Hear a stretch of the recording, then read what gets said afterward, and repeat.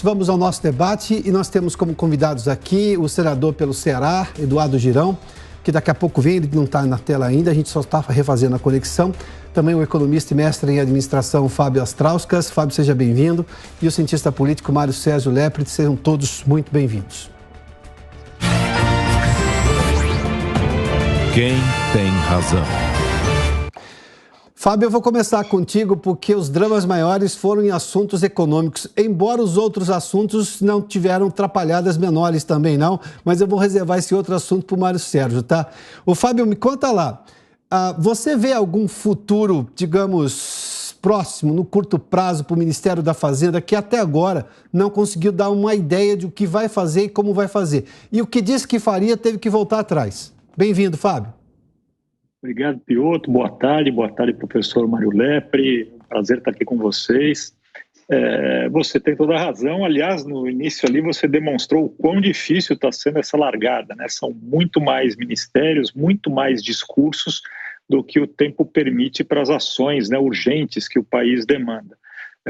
Especificando aí na área de economia, com relação ao Haddad, na área da Fazenda, o que teremos, né, e o que provavelmente agora o Haddad está enfrentando é a dura realidade, né, de encaixar, do ponto de vista de orçamento, né, todas as demandas, promessas de campanhas que foram feitas e as demandas que devem estar chegando a cada minuto, né, por parte de aliados, por parte daqueles que apontam como prováveis aliados para poder debater votos na Câmara. Então, de fato, o Ministério da Fazenda vai ter pela frente uma dura realidade e logo vai se dar conta de que não conseguirá promover todas as promessas, né, que fez na campanha sem um aumento de impostos e, portanto, com uma animosidade bastante grande perante a sociedade brasileira. Fábio, antes de ouvir o Mário Sérgio, deixa eu só fazer um outro questionamento. A gente viu aí que para caber todos esses aliados aí da eleição, se desmembrou vários ministérios. Isso, no mínimo, gera mais tempo para tomar uma decisão. Ou um ministro vai simplesmente ignorar todos os outros ministérios e vai tomar uma decisão sozinha. Do ponto de vista efetivo administrativo, pode ser até bom, que na verdade era a ideia do governo anterior, que reduziu para 20 ministérios no primeiro momento, depois terminou com 22, 23. Mas, enfim, politicamente é um desastre, o que gera um problema de conseguir voto no Congresso, porque o ministro que foi ignorado vai reclamar para a sua bancada. Bom, nenhuma das saídas é boa, é isso? Se a gente pensar pelo ponto de vista de que, se nós acreditarmos, né, no discurso, que é o que está se apresentando, um discurso um tanto revanchista, né, quase todos os ministérios quiseram apontar defeitos quase que irreparáveis, né, com relação à gestão anterior. Se nós partirmos desse princípio, né, de que o país está numa grande crise, uma quantidade grande de pessoas não promove rápidas decisões necessárias, né? O consenso, ele é muito dificilmente atingido e numa situação de crise, o comando único, né, ou o comando reduzido costuma ter melhor efeito. Então, sob esse ponto de vista, o governo terá, se de fato, né, encontrou o país nessa crise que diz que encontrou, dificuldades para poder tomar as decisões que retomem, né, ou que façam o que o próprio governo está chamando de reconstrução. Mas se a gente encarar a palavra reconstrução como um reposicionamento ideológico, e é isto que, na verdade, está acontecendo, né? A desconstrução do governo anterior, uma reconstrução ideológica do governo atual, aí os problemas também se aparecem, não mais por conta administrativa, mas política, como você mesmo disse. Então, de fato, o cenário parece difícil em ambos os casos. Deixa eu só anunciar que o senador Girão já está conosco. Senador, seja bem-vindo. Boa tarde ao senhor. Já volto ao senhor, senador. Mário Sérgio, pelo que a gente viu, eu tenho a supor, pelos números que a gente acompanhou, pelas declarações que vimos nessa primeira semana, não é que o país está cheio de problema, é que os poucos problemas que existem, talvez até criados pela nova gestão, eles não tinham plano para absolutamente nada. Porque há um desencontro de informações que, no mínimo, uma lógica de plano de governo não foi estabelecida entre todos os ministros. O Mário Sérgio, desse jeito, está muito longe de se conseguir, no mínimo, um consenso. Ou a gente vai ter um autoritário, dois ou três ministros mais autoritários que vão ignorar todos os outros. Pois é, boa tarde, Piotr, boa tarde, senador Girão, boa tarde, Fábio. É um prazer estar aqui. Boa tarde aos telespectadores. É bem isso, Piotr. A gente observa que esse governo parece que ele fica olhando o retrovisor. Eu acho isso muito estranho, porque quando um governo novo assume, a lógica é você deslanchar com suas propostas, né? Mas a ideia deles é exatamente ficar falando o que foi lá atrás, até inclusive com algumas perseguições. Principalmente o ministro da Justiça, Flávio Dino, aí com ideias de questão lá do Alan dos Santos, daquele indivíduo que foi preso dentro de um camburão da Polícia Rodoviária Federal.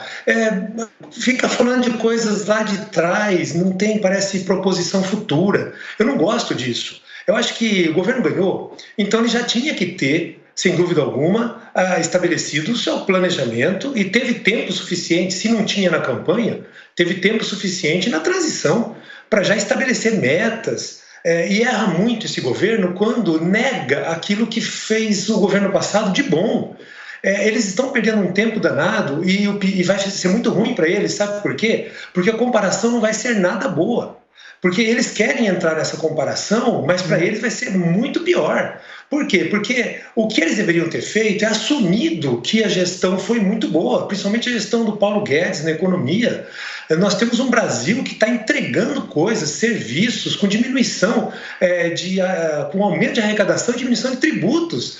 Isso é algo fantástico. Então, o correto do governo seria não ficar negando aquilo que foi, mas não estou dizendo que tinha que entregar troféu para o governo passado, porque era uma oposição. Agora são governo, não é isso que eu estou falando, mas é simplesmente observar o que foi feito de bom e dar andamento àquilo. Mas, pelo jeito, só fizeram lambança. Essa questão aí do saque do FGTS, né, do saque aniversário, isso é um absurdo.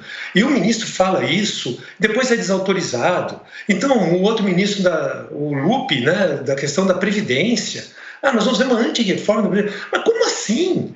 A reforma trabalhista, eu nem falo, eles nem estão falando muito da reforma trabalhista, porque parece que eles vão atuar junto ao judiciário. É o judiciário que vai desmantelar a reforma trabalhista. A gente já está percebendo isso. Então, eu, sinceramente, Piotr, é um governo mofo. É isso que eu percebo. É um governo que, esse discurso de hoje, de nós temos que lidar com o Congresso. Sim, claro que tem que lidar com o Congresso. Por quê? Precisa comprar o Congresso, vamos falar a verdade. Porque é aí que você vai ter governabilidade. E olha, se depender das ruas, que já começa a se mobilizar de novo, o Congresso ele tem um feeling muito próximo das ruas. Então, se as ruas começam a pressionar e as coisas não começam a andar na economia, esse governo que é novo, na verdade, ele já está velho na sua primeira semana. Fábio, vamos lá. Todo esse quadro de, primeiramente, uma desorganização em relação às ideias, se é que elas existem dentro do governo. Essa possível parceria, na verdade, eu diria um pouco mais do que possível, né? Entre o judiciário e o governo, que não consegue, e desse jeito, com esse problema de não atender ministros no que ele precisa, vai perder apoio no Congresso. Ou seja, mas essa justiça, digamos, mais atuante, mais ativa, com ativismo, no sentido de ativismo, isso gera uma sensação de insegurança jurídica, porque qualquer mudança que passe pelo Congresso, ela é demorada, e ela é demorada porque ela requer discussão, tem um tempo, tem pressão da sociedade. Se ela vem direto de uma decisão da Justiça, gera insegurança jurídica. Ou seja, isso é o que pior tem para o investidor. E o Brasil precisa de investidor, seja os internos para colocar o dinheiro aqui em novos empreendimentos ou investimento externo. Para a economia, o sinal não é positivo, então. O sinal para a economia nesse momento, de fato, ele é de aguardar, né? Não há, e quando se aguarda, regra geral, o investimento não chega no país até que, como você mesmo colocou, se definam regras claras, né, do jogo.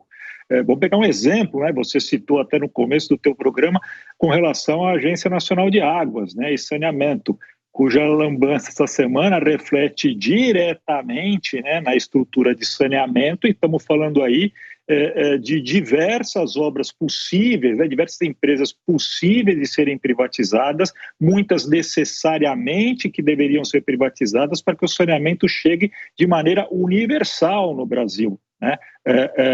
E essa confusão entre tirar o saneamento, né, que era da responsabilidade através do marco regulatório de 2020, né, do saneamento básico, e agora retroagir isso, depois voltou atrás e agora recolocar, inclusive, a ANA, né, a Agência Nacional Sim. de Águas, sob o Ministério do Meio Ambiente, quando poderia ter permanecido do desenvolvimento regional, me parece mais lógico que permanecesse lá, né, ou até ir para o Ministério das Cidades, mas das três opções me pareceu a menos adequada para efeito de regras, né, do marco regulatório, e ir para o meio ambiente, apesar de ter as suas colocações. Uma das três, né, seria a normal de ser, mas me parece que o desenvolvimento regional seria a melhor opção. E essa tentativa de separação, que parece que foi retroagida, ela dá mostras para isso, e é um exemplo claro do que você está colocando, Piotr. Sem regras claras e discutidas, né, o investimento para, né, e o investidor não vem. Mário Sérgio, vai cair a ficha do governo? Por que você acha que eles chegaram com esse desejo de revogar tudo, de mudar tudo? O caso, por exemplo, da Agência Nacional de Águas em relação ao saneamento. O governo petista passou de 8 anos de Lula, mais praticamente 6 de Dilma Rousseff, sem fazer absolutamente nada para o saneamento que realmente mudasse a realidade do país. Qual é o desejo do governo? Onde é que você acha que ele vai? Vai cair a ficha de entender que não dá para governar sozinho, que não precisa reinventar o Brasil? Então, eu não consigo entender direito esses posicionamentos extremamente retrógrados, né? É claro, mas a gente já via na campanha essa ideia, né, Piotr? Ninguém votou no Lula, né? Votaram a favor da democracia. É um voto estranho, né? A mim parece. Por quê? Porque ele não tinha nada. Ele simplesmente falava um monte de impropérios e nessa direção de que ia acabar com o teto de gastos. Então, a ideia que a gente tinha na campanha é muito clara, de que era um retorno à década de 80, do século passado, né? Parece que não evoluíram. Então, isso para mim é algo muito sério, né? Agora, o que a gente tem hoje? A gente tem muito daquilo que a gente já viu na campanha, ou seja, a ideia de que há um revanchismo de vamos fazer um revogaço. Então eles saem revogando, e aí obviamente que o marco do saneamento já é lei. Agora, ele precisa de regulamentação. Por quê? Porque o investimento ele depende exatamente daquilo que é a segurança jurídica. Então é necessário que os investimentos, como é que vai ser toda a regulamentação, né, que é necessária? Então se eles começam a revogar, e isso não precisa do Congresso Nacional, então você fica num limbo.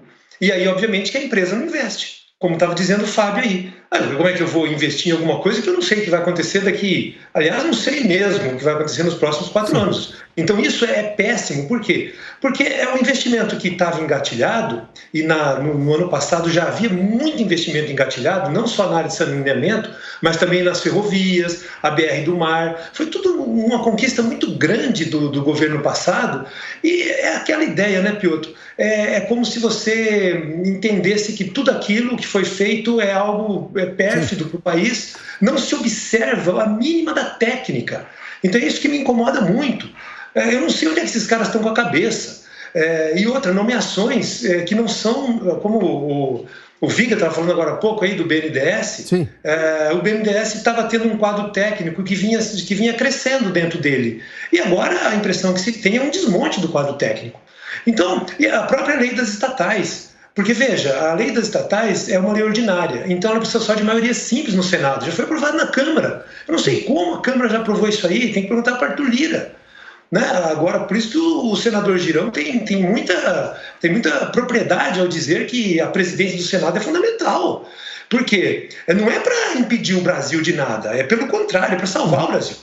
Então, dependendo de quem será o presidente do Senado Federal, favas contadas ao fim da lei das estatais. E aí, obviamente, essas nomeações todas que não têm nenhum cunho vinculado à técnica, mas sim à política, ao preenchimento de espaços, né, que vai acontecer no BNDES, na Petrobras.